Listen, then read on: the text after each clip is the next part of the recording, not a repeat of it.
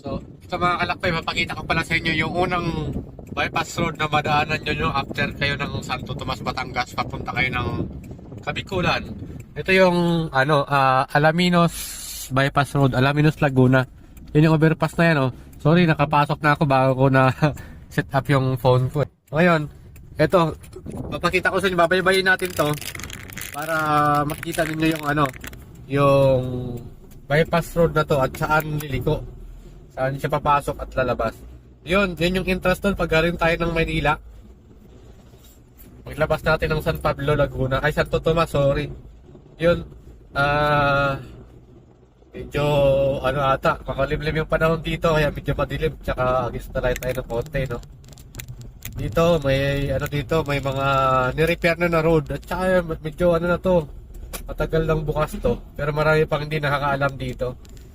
Last year pala na-experience ko nung nag-open to. Pero, yun na nga, nakailang balik na rin ako dito. Kaya marami pang kinukumpuning daan dito. Dahil yung mga malaking truck, dito na rin kasi tumadaan. Kasi medyo build up din yung traffic sa bayan ng Alaminos, Laguna. Kaya, kung gusto mo makatipid sa oras, panoorin mo yung video na to.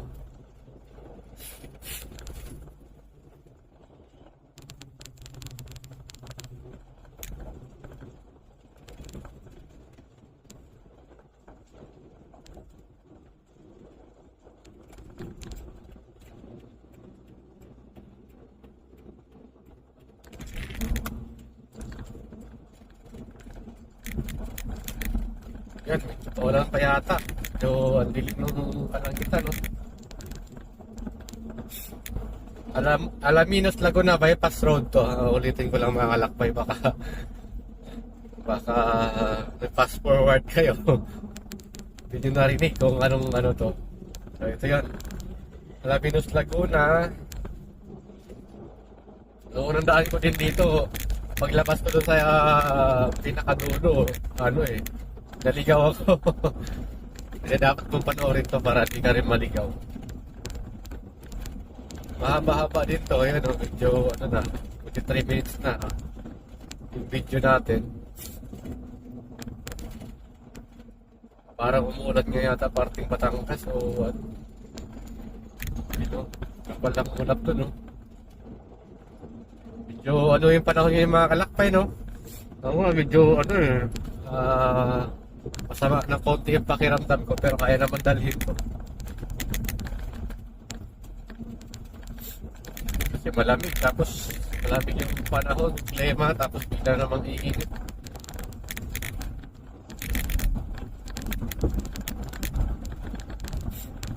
Kailangan natin magpalakas ng katawan.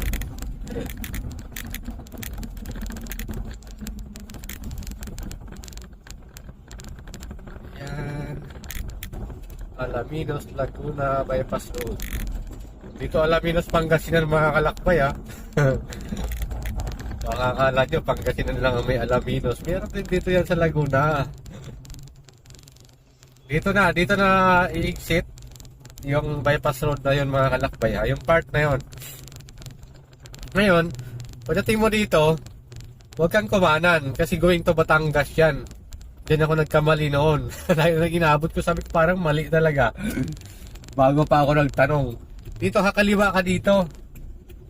Yan.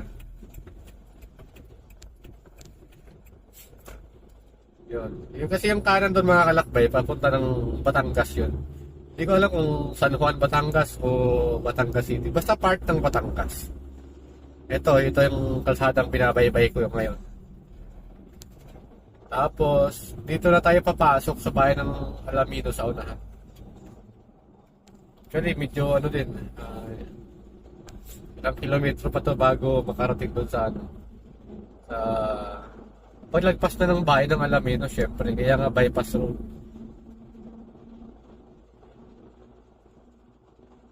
Ito yung unang unang bypass road na pwede nyong daanan after ng Santo Tomas, Batangas. Pag-exit mo ng toll gate ng Islex, ito agad yung madaanan nyo.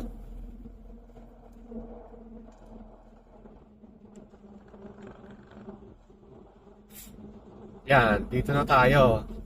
Balik na tayo dun sa, sa highway. So, di natin nadaanan yung yung Alaminos Laguna proper. Yun lang, sana makatulong sa mga manlalakbay na papuntang Kabikulan. At kung nagustuhan mo naman to, at di ka naman madamot, gusto mo ipakita sa lahat ng mga manlalakbay, i-share mo yung video na to.